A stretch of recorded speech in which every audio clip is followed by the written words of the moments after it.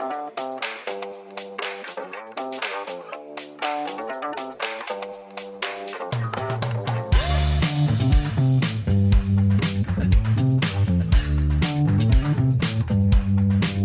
and welcome to the Virtual Podcast. My name is Emily. I'm your host. Today I'm joined by Brooklyn Edwards, who is the founder of Brooklyn Management, which is one of Melbourne's premier modelling agencies. Welcome to the podcast. Thank you for having me, Em. Thank you so much. So you're kind of a veteran in the game here. You have been around for a long time and actually started out as Brazen Models.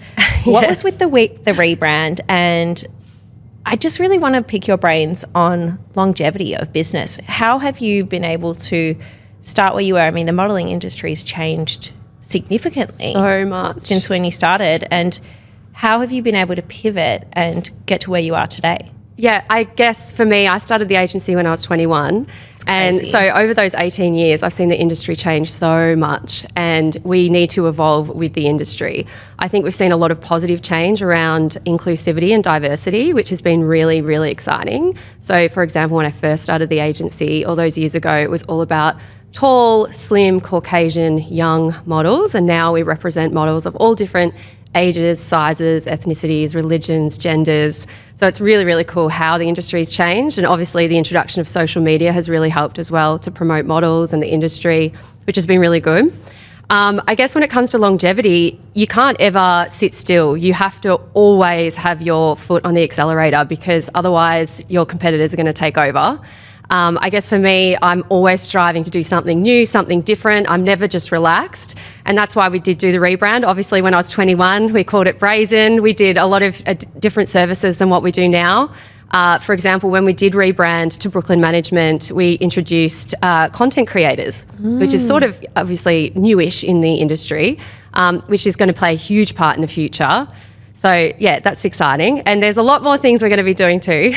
I feel like I had a bunch of questions in my head that I was going to ask you and you answered all of them in just one block, which I love and I'm not even surprised by. And I just imagine like my little cut downs for the promotion of this episode and it was all in that one go. I've given it all to you. And I think obviously also the key to longevity is having an amazing team around you. I'm really lucky. There's 5 of us women who are all very talented and have their own skills. And I guess for me, I really look after them. So I think being a boss is really, really about making sure your employees love coming to work. They enjoy work. They're not burnt out. For me, their well-being and their mental health is the most important thing. So just to give you a bit of an example, we have Activewear Tuesdays, so the girls can come in with no makeup, wearing activewear and their sneakers, and we do yoga. We work from home every Wednesday. We never work past 4, like in the office, and then on Fridays we finish at 3. So for me, my team's mental health is really, really, really important, and it actually makes me more money because I get more out of them. So by me treating them really well, it's like the team, prospers. So I think that's a really, really important thing for longevity. Don't burn out your staff, look after your team. I think that that's a huge thing that a lot of founders can take into their businesses is that the more you put into your staff, the more you're going to get out of them. And having a really supportive, valuable team is a huge element of building a business and watching it grow and thrive. Yeah. Have you ever had any experience where you might have, got somebody in who's a bit of a bad egg, and what has that taught you as a founder? The culture of the office is incredibly important. Yeah, I guess wouldn't say we've had a bad egg or anything like that, but I think the culture, there has to be really positive vibes. You need to be able to take your team out once a month for drinks or, activities that build rapport. You need to all feel like you're a safe space and that you're all appreciated and supported. And I guess that goes with our models as well. They're our babies too, and we look after them in the same way that I look after my team. Yeah, absolutely. So all of your models, they work as subcontractors. Yes. What is that like when you're sending them out to a client and you're trusting them with your brand, essentially? Is that scary? It is so scary, yes, because, we've got 150 models on the books and, sometimes we can go back and forth for months with a client to get them on board and finally sign them as a client, and then the rest is up to the model. Look, we haven't had too many bad situations, but, we're very selective about who we take on at Brooklyn, and we do vigorous training, we do workshops. So, our slogan is book talented. So I feel like our clients can rest assured that they are booking talented models. That being said, we have had times over the last 18 years where models haven't showed up or they've been very different to what we thought they were and things like that. Look, that happens in in the industry, but it's rare. No doubt. I feel like you would have killed me. I remember a specific incident once when I was 18 and I had a photo shoot the next morning after a Christmas party at the agency that I was working for. Oh, boy. And I showed up to the shoot the next morning. An hour late. I didn't read the call time correctly and I thought it was an hour later than it actually was. And I was so hungover, and I get this thing if I'm hungover, I get a droopy eye, and it was for beauty looks. So it was literally all photos of my face. I feel for your agent right now. Can you imagine the damage control you would have had to go into? Look, many a story like that over the years, yes. I can only imagine. I mean, you're working with young, beautiful people. Yeah. The temptation for them to go out and have a good time versus coming into work and being a professional is really tricky. Really hard, and especially they get invited to everything too. So, we get all the PR agencies emailing us invites to events. And so, they're going along to these events, building their profile and things like that. And so it must be hard for them. I do, feel for the young ones, 18-year-olds that then have to somehow come to work at 8 a.m. and look fresh. Oh, it'd be a killer. But they're a professional bunch. So how do you train your models to be professional and to be a good representation of your brand? Yeah, we sort of instill our values into them. Upon signing, we do a workshop with them and we let them know all about our values at the agency. We're sort of known as good and nice. Like, whenever whenever companies have lots of agencies into their office for a casting, people always say we could tell which ones the Brooklyn models were because they were always so lovely. They shook our hand, they said thank you for having us. Those sorts of things, those, being good and nice, those values we instill into our models. So they're all very lovely people. They're not just beautiful on the outside, beautiful on the inside as well. And I guess we do workshops with female and male models as well that show them how to move and give them all the tips and tricks of the industry, and we let our models know that you're going to be shooting summer clothes in winter. So you'll be in the snow shooting, and like you'll be in the freezing cold ocean, in June shooting the summer campaign for Sea Folly. Like, PTSD when you're talking about this. Yeah, you would know what I'm talking about because you've modelled. So we sort of give them all that sort of, intel before they start.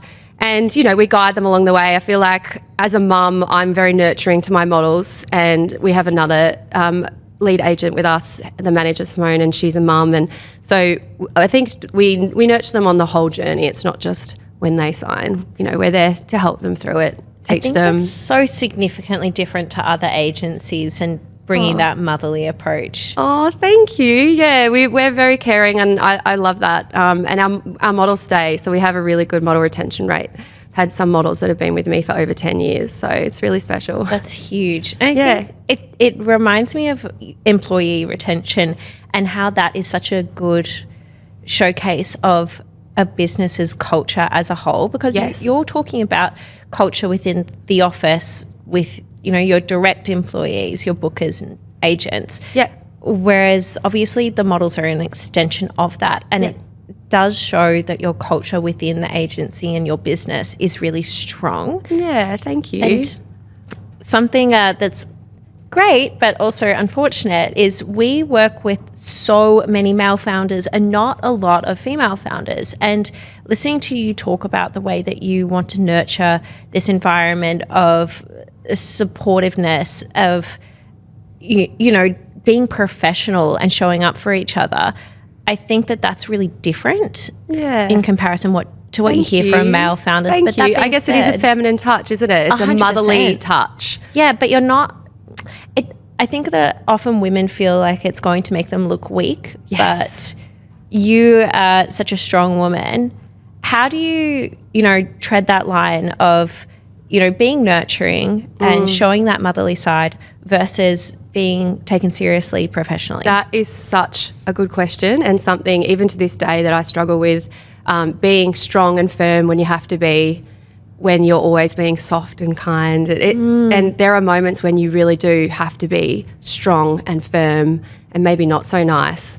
And that is a challenge for me. If a model does do something that they weren't supposed to, I obviously have to be firm. And, you know, we've had clients do things very unprofessionally, and I have to try and find that balance. And I guess it's just being assertive, you know, not being an a-hole about it. Being assertive, I think, is important. You can still be kind and assertive at the same time, but that is a struggle for me personally, I will admit. I think I am a little too on the soft side. And how do you try to approach that? Say a situation comes up where one of your models might not have represented you in an appropriate way, and you need to hold them accountable, essentially. What's your first thought? How do you go about it? Like, to be honest, first thought is, because it's like, I've built this brand for 18 years and like, I want every client to be so happy and I want everything to go well, and it's out of your hands. And so as a bit of a control freak, that first second is, calm down. But then obviously I have a discussion with them and I let them know that that wasn't okay and why it wasn't okay and how it affects them as a model and my business. And I'll always give everyone a second chance. We're human, we make mistakes. But yeah, I guess just educating them on how their error affects their career and also mine. Yeah, absolutely. Yeah. So you were talking about how the industry has changed significantly since you started the agency. Yeah. And diversity. Do you sometimes feel as though the diversity scope is there for a particular reason in terms of making money for these brands versus actually caring about diversity? That is a really good question. Are you saying, like, is it tokenistic that they're just... Yes. No, I think we have really changed our thoughts, all of us, around what beauty looks like. I feel like we've had these really strict guidelines on what beauty had to be because of what we saw in the media 20 years ago.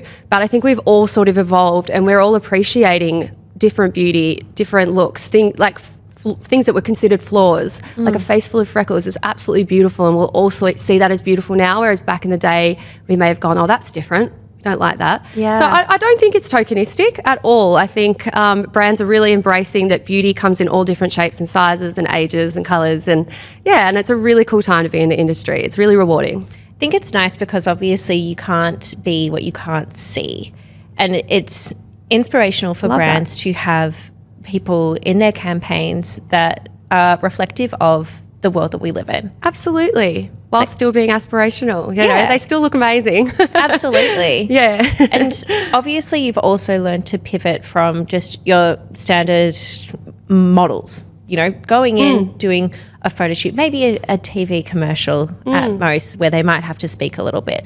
But now there's this whole content creation world where people are expected to go beyond beauty. Yep. How do you nurture upcoming talent in that way? That's why when a model comes in, it's equally important to assess their personality and their vibe as it is their looks. It's not just about their looks anymore. It is really about their personality and their ability to engage with an audience. So that's something that we obviously look out for when we're meeting talent. All the models in the last 10 years have all had to upskill. They've all got their cameras and their tripods and all of that sort of stuff. Yeah, and we do workshops on that as well, on content creation with some of our top influencers, because, it's not something you just know automatically, and it's a huge part of the industry. With the threat of AI in our industry... Oh, this is what I really wanted to get into. Are we going to go there? Yeah. Content creation is what is going to shine through. Because, you know, a girl on a billboard can be, you know, AI. It can be generated on a computer. But a brand, a woman talking to you on her Instagram, that's not AI. Like, you know, those engaged followers, they like her, that person, not just the way she looks. They like her beliefs, her values, how she speaks, what she believes in, all that sort of stuff. That will never die. So AI can't take that away from us. Yeah. So that's why our goal at the agency now is to really focus on that side of the business. Absolutely. I think it's really topical at the moment. A lot of people are saying AI is going to replace your job. Yeah. And I can imagine that's a fear. It is. It's scary because if you do start using AI-generated models, you're getting rid of a whole industry. Photographers, makeup artists, studios. You know, it is scary. But we will adapt. I'm not going to let the threat of AI affect my business at all. And I know there will be brands that are completely against it and continue to support this industry. Yeah, so. Absolutely. I think we were having a chat about this the other day, that you can't replace authenticity, and people follow influencers because they want to see their life. Yeah, you know? Exactly. It's so much more than just a 2D image on a billboard. Yeah, you want to see who they are and what they believe in, and that can never be replaced, so it's good. Could you give me a little bit of an overview of why personal brand is so important to somebody? Obviously, your models, they're essentially business owners. Their business is their brand. They're a brand, right? Yeah. So what creates a strong brand? Yeah, being authentic, what you just said, is so important, and being themselves, having those quirks, being a bit different to everyone else. I think we're seeing a lot of micro influencers, you know, the models with around 10 to 20,000 followers getting a lot of cut through because people find them really authentic.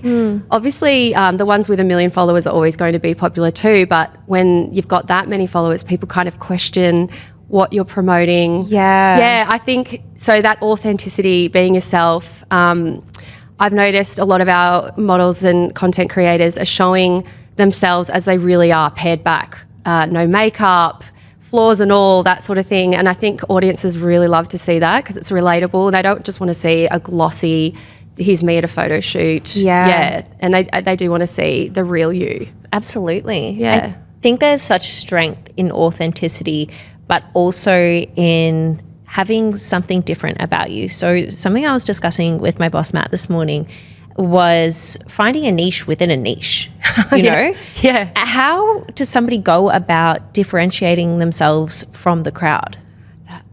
Or is that the diversity that we're looking for, right? That they're diverse in a way that is special. Like you're looking for what is special about you and how you can amplify it, essentially, to create your own personal brand. Yeah, how they speak to their audience, the type of content they post. Is it helpful? Is it inspiring? You know, it can't just be a pretty girl anymore. No way. There's a lot more to it than that. I found that to be a bit of a difficult question, Em. You know what? I'm always sweating. I'm here with the difficult questions. I don't bring people on here for a laugh. I want you to ask, like, what's the hardest thing about running a business? What's the hardest thing do you find about running a business? I think it is the sacrifice that I've had to make over the 18 years because it didn't just get to where it was now. I had to work incredibly hard every winter when all my friends were in Europe. I was at home working, chained to a desk, working very long hours. And I think people need to realise that that when they do start a business, it's not just going to be successful straight away. You can take months, years. To be fair, I feel like it took 10 years for my business to really take off. And those first 10 years were very, very hard. But now I'm reaping the benefits.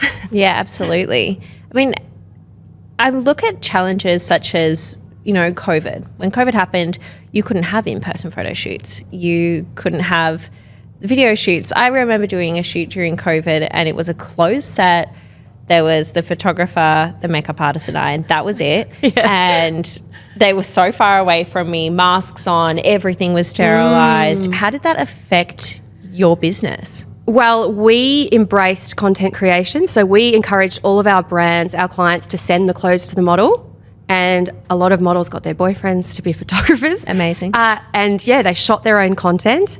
So we were still very busy because of that. We just let everyone know, post the clothes, you'll get the photos. Sure, they're not going to be, you know, high-end campaign images. But the funny thing is that whole user-generated content is getting a lot of cut-through. People actually find it a lot more relatable now. And I think one of my clients was saying they get a lot more sales from the TikTok videos of, you know, get ready with me than they do the big glossy campaign images on the billboard. So I think COVID sort of educated a lot of us in the industry. It's like, okay, this is actually where the future is. This content creation really pays off. So, yeah, I think that's when all of our models learnt how to do their own makeup properly and, yeah, kind of became photographers, stylists, and, you know, the whole thing themselves because they couldn't go to a studio. So it was actually really good for my business. And also that was when we rebranded because I was finally off the hamster wheel and had a moment to think about where I want to take the brand. We were obviously busy but nowhere near what we were before. And And that gave me the opportunity and time to, really change the business. So COVID was sort of a blessing for us. So it's kind of upskilling all of your models, essentially. Yeah. Upskilling you, giving you that time to think, reassess where you want the brand to go. Which exactly. That is really interesting, that you can kind of take a diamond from what was a pretty crappy situation for a lot of people in a lot of industries, for sure. Yeah, if God gives you lemons, make some lemonade. And we made some sweet lemonade. I love it. Hey, but we're upskilling all the time though, like it's not, you can't just do it over COVID. Like as a business owner, for me, I'm always upskilling. I do little RMIT courses on social media and, brand identity and that sort of thing. I think it's so important to always be learning. So that's something that I'm always doing too. Is continuously pushing yourself and challenging yourself so you can keep up with the trends, for sure. Yeah, and so you absolutely. Don't fall behind. And I feel like I'm never where I want to be. I guess I'm a perfectionist, and also I'm just so ambitious and driven. And that's why this is my first ever podcast, because every time I've been asked, oh, we want to chat about your success, I'm like, wait, am I successful? And it's only recently that I've gone, oh, I guess I am. But because I'm constantly striving for the next thing, you kind of don't realise that you are. 100% you are. That's why I wanted to talk to you today, because something that is so fascinating about you as a founder is how you've been able to keep your business going for so long. Yeah. Oh, thank you. Like, particularly in an industry that, has been filled with controversy over the years, and also going into a financial crisis right now. People are struggling to pay bills, and businesses are going under every single day. Yes. How do you approach that? Are the fees going down for models? What's happening there? To be fair, we've been a lot more flexible. We have brands' budgets just aren't what they used to be. A model in the window of a shop used to pay so much money, and now brands are kind of coming to us and going, this is our budget. And to be fair, we want to work with them. We want to help the brands. So our models have been a lot more flexible with their rates during this time. That being said, we've still got clients that are, aren't affected at all, and have a lot of money. But yeah, I think some of those smaller brands, like those brand new brands that are just trying to make it, we really love supporting them. So we can give them like a development model, someone that's a bit newer and happy to do a really low rate. I think that's one of the good things about us is we work with clients big and small.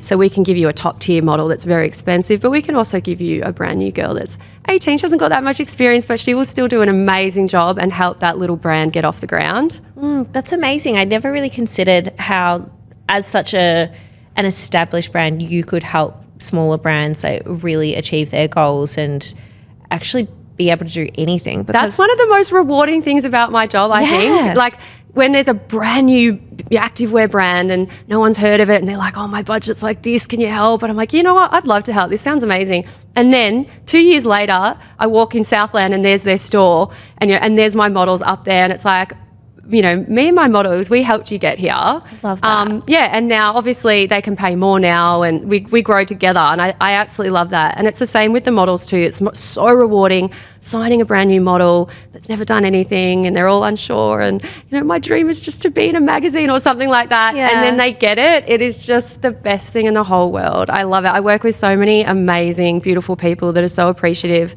and helping them, achieve their dreams is the best part of the job. I can see how passionate you are about it, and obviously that is a huge key to success, is loving what you do so you don't work a day in your life. But I know that you work really hard. Yeah, I don't know about that saying. Yeah, it's true. I'd agree. I think that saying is sort of glorifying being a business owner, to be fair. Like, I love what I do, but there have been days when it has been really hard. And I think people need to talk about that you are going to struggle, because all the responsibilities, all the decisions are on you. If you're a sole business owner, you're carrying a lot. Yeah. And I've had days where I've gone, I can't do this. This is too hard, when things have gone wrong. And then, it's fleeting. But I think it's important to address that as a business owner, you are going to have dark days, but the good ones will outshine it. How do you pull yourself out of those dark times when you feel like this is all too much, I can't do it anymore, I'm out? Look, I'm lucky I have a good team where I can kind of go, guys, I'm out for the afternoon. I'm going to go do some me time. And if I encourage my team, if any of them need that as well, if they've got a difficult client and they need the afternoon off, please go do it.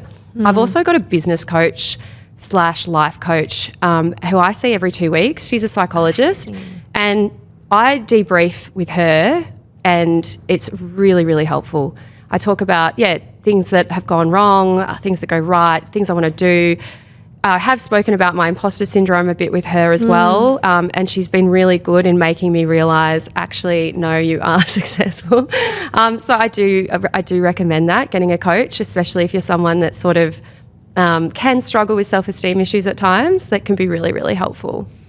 It is often really disappointing to me how female founders doubt themselves so much and the male founders have so much confidence. Yes, what is with that? I don't know.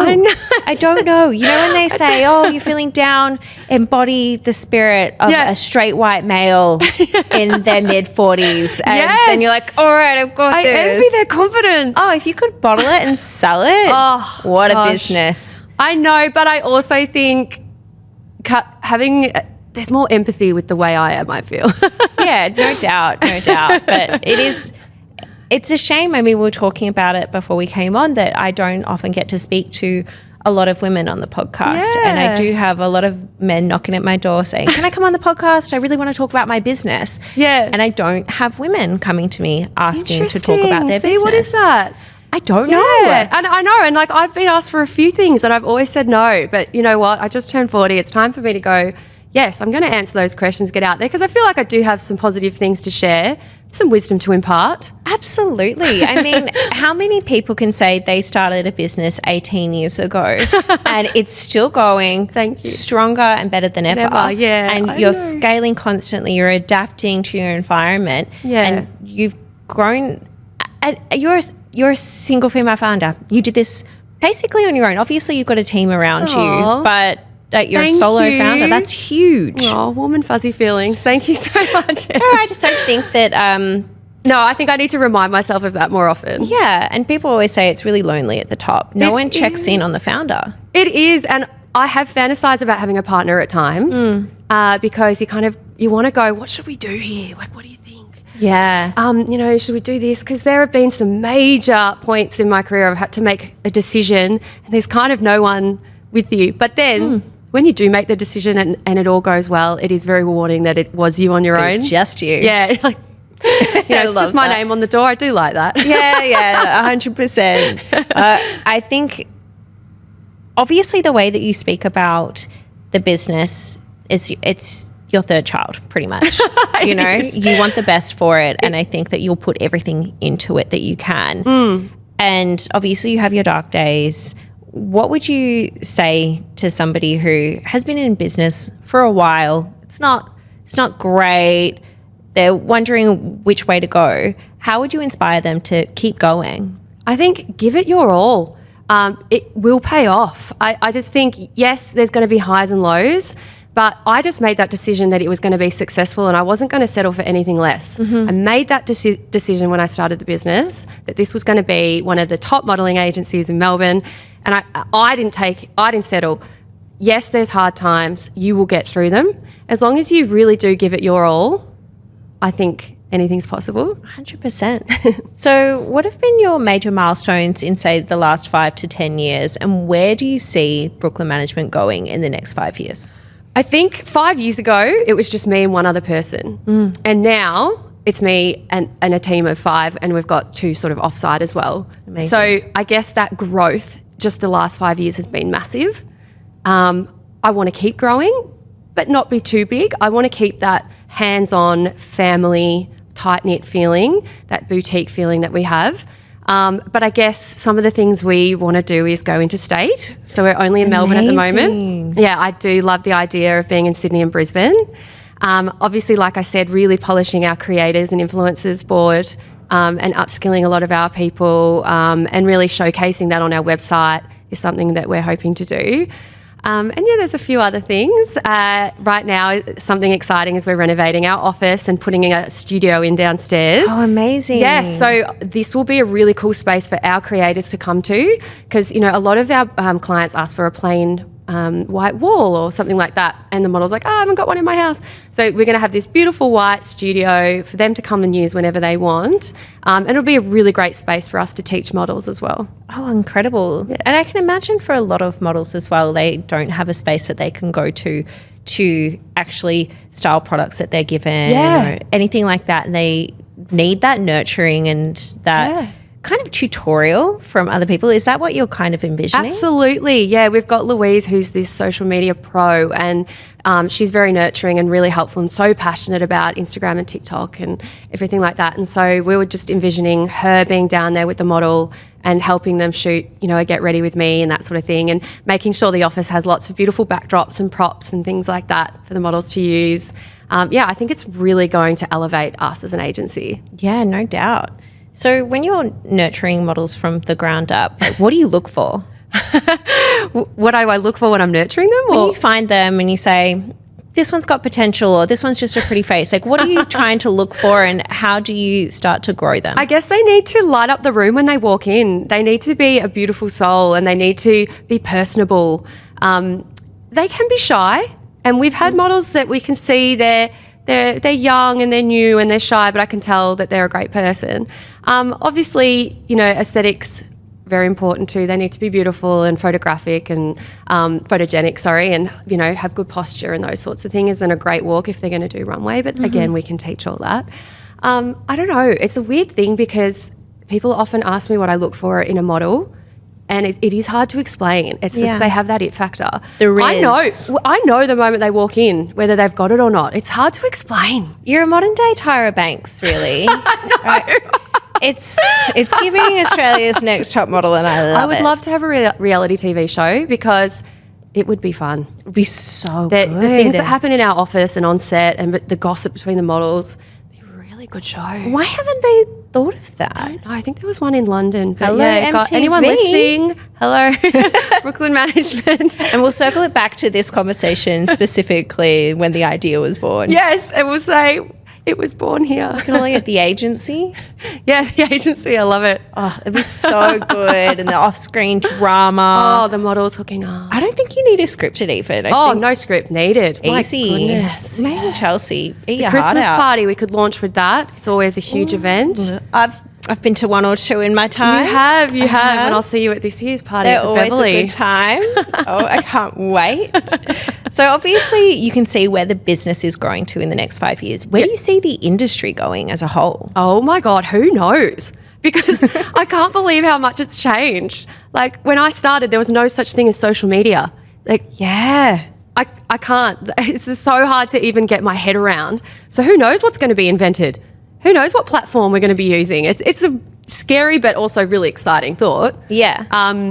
But obviously that authenticity, the model being the brand and the humanness is going to really reign supreme in the future when all these AI models start coming out. Well, do you think that the models could actually use AI to their advantage? I mean, I know I do. I use it every day. Do you edit your photos? No, not for my photos, you silly goose.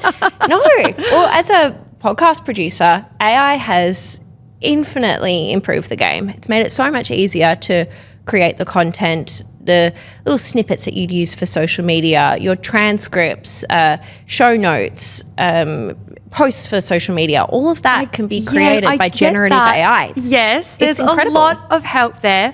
But we've made leaps and bounds in the industry to be inclusive and to show real people and their flaws, like stretch marks and all these things that aren't being edited out anymore. And I'm just worried that if we start letting some, white guy in Silicon Valley design his perfect model, what is it going to look like? Are we going to go backwards and all of a sudden, Well, what I'm imagining for content creators is the ability for them to create a video, just shoot it, put it into an AI editor, and it spits out your edit. Okay. Easy peasy. That's great. That's not changing them.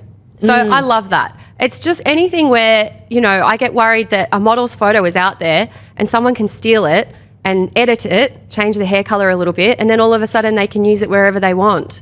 Deepfakes scare me so much. I think about them all the time. Can you imagine if that gets into the hands of cheaters? It's giving Shaggy. Wasn't me. Just a deep fake.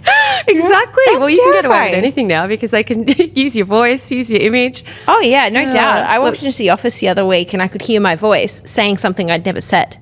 What? Yeah. So the software that I use to edit the podcast, it essentially absorbs all the nuances of your voice, and you can type some text in and it will produce your voice saying that text.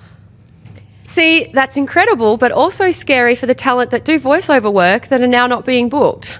There you go. Like that in itself, we need to consider and pivot for sure. And I mean, I should be watching my back. There are artificially generated podcasts being made now. And it's two bots speaking to each other.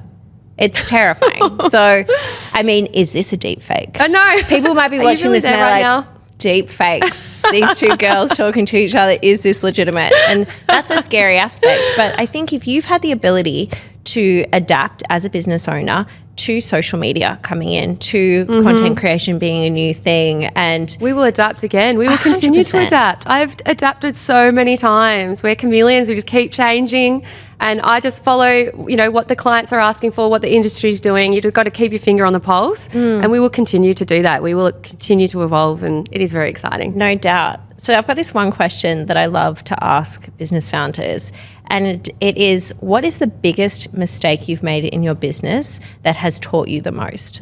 I feel like my biggest mistake was burning the candle at both ends and really burning out and working too much and not looking after myself. And my health took a really bad turn in those first 10 years when I was just working really hard, not like eating well, rushing my meals, not exercising. I think if you really want to be successful, yes, give it your all, but also look after you. That is just so, so important. And I've, since becoming a mother, have really learnt that balance of giving my business time and then also giving my kids and me time. So yeah, I feel like that is the biggest mistake that I've made, but I've come through the other side. You know, I've got IBS and celiac, but that's okay. Some autoimmune issues there. You know, what was the turning point? When did you realize enough is enough? I need to start prioritizing myself so that my business and my personal life can flourish. I think my mental health took a turn big time. Just incredibly stressed, very overwhelmed. And when you are in that state, you can't handle anything. So the littlest problem just feels like the hugest mountain. And so if you are sleeping well, exercising, eating well, I currently go to saunas all the time. I love that. Doing all those things, when the problems arise, you're able to handle them and not think, oh my goodness, I can't cope. But yeah, if you're burning the candle at both ends, you're just going to crumble. Yeah, you're setting yourself up for failure. Yeah, there's been some crumbling, I'm going to admit it. But I think now at 40, I've really found the balance of work life, and that's how you can kind of be the most productive as well. Like, for example, for me, 8 hours in an office is not productive for me. It's too long. And so I do shorter hours where I'm super productive, go home, do some things, and then maybe I'll do like an hour at night. That's just how I function. I think you need to find what works for you and what feels good for you. Yeah, that's awesome. I feel like there's been some incredible advice and insights into how you can create a brand that's got longevity, strength, adaptability, and at its core, you've got a really big heart. Oh, and I think it really shines through in your passion for the business. And thank you so much, Em. I'm so glad that you trusted me and that you came in to chat to me for your first podcast experience. I know, it was a really nice first one. You've given me the confidence to do more. So thank you so much for having me. Absolutely. Thank you so much for coming.